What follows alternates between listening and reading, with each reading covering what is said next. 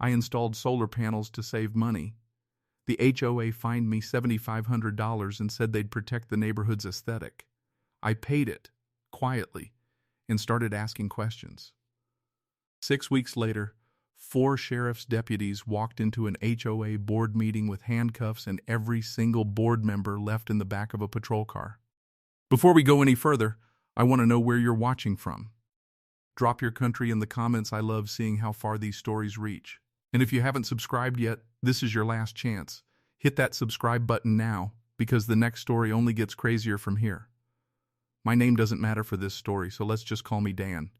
I bought a modest 3-bedroom house in a planned community outside Phoenix 4 years ago.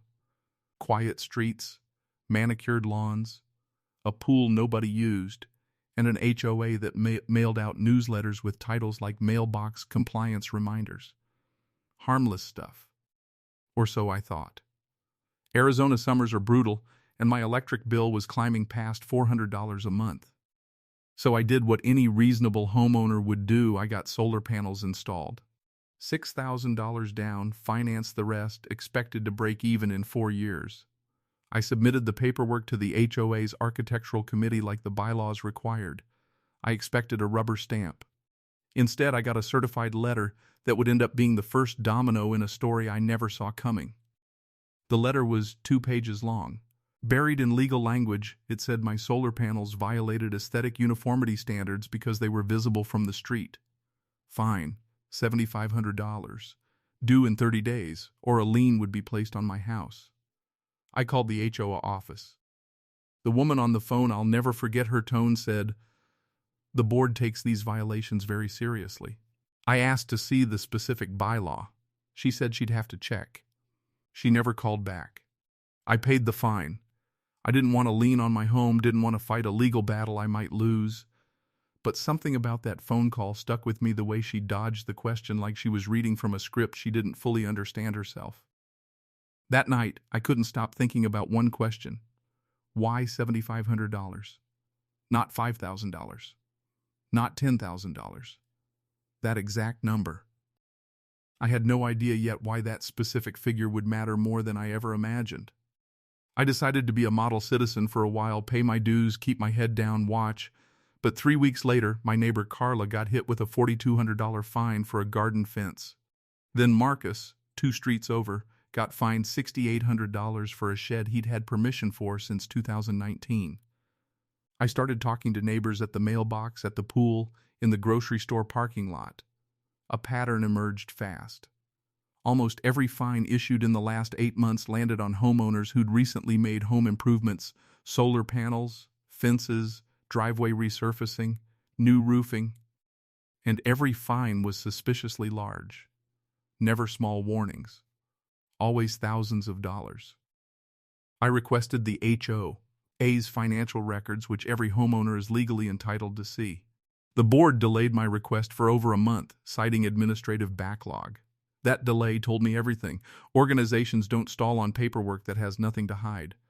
So I stopped asking politely. I filed a formal written demand citing the exact statute that required disclosure within 10 business days. The board had no more excuses left. What I found in those records would blow the entire community wide open. If you think a $7,500 fine over solar panels sounds excessive, wait until you hear where that money and hundreds of thousands more actually went. The records finally arrived in a cardboard banker's box, dumped on my porch like an afterthought. 3 years of financial statements, bank reconciliations, vendor invoices. Most homeowners would have glanced at it and given up. I didn't. I spent 2 weekends at my kitchen table with a legal pad, a calculator, and a lot of coffee. I cross-referenced every special assessment fine against the HOA's actual bank deposits. The numbers didn't match. Not by a little, by a lot. Fines totaling roughly $380,000 over 3 years had been collected from homeowners. But the HOA's official reserve fund only showed about $140,000 in deposits during that same period. Somewhere, $240,000 had vanished. I found a vendor listed repeatedly in the ledger, Meridian Landscape and Grounds Services. Odd, because our neighborhood didn't use a landscaping company by that name. I'd lived there 4 years and never once seen their trucks. I looked up the business registration. The listed owner was the HOA board president's brother-in-law. Once I found the thread, the whole thing started unraveling in my hands. Meridian Landscape and Ground Services had been paid over $190,000 across 22 separate invoices in 3 years for services nobody in the neighborhood had ever seen performed. No new mulch, no tree trimming, no irrigation work. I checked with a dozen neighbors. Nobody had witnessed a single truck from this company. It was a shell. I dug further into public records. The business had been registered only 14 months earlier, yet invoices dated back nearly 3 years, supposedly paid to an entity that hadn't legally existed yet at the time. That's not a bookkeeping error. That's fabricated paperwork. I also noticed something chilling. The fines being issued lined up almost perfectly with cash shortfalls in the HOA's operating account. Whenever the account ran low right before a Meridian payment was due, a fresh wave of fines would go out to homeowners within days. My $7,500 solar panel fine wasn't about aesthetics at all. It was about topping off a slush fund. I compiled everything: invoices, bank statements, business registration records, a timeline connecting every fine to every fraudulent payment into a single report. 41 pages. I made copies. One went to our state's Attorney General's Consumer Protection Division. One went to the County Sheriff's Financial Crimes Unit. One went to a local investigative reporter I'd found through a community Facebook group. Then I waited. I had no idea how fast or how public the fallout would be. 6 weeks later, I got a call from a detective named Ruiz. He asked if I could attend the next HOA board meeting just as a resident, nothing more. I almost said no. I had a bad feeling. Instead, curiosity won.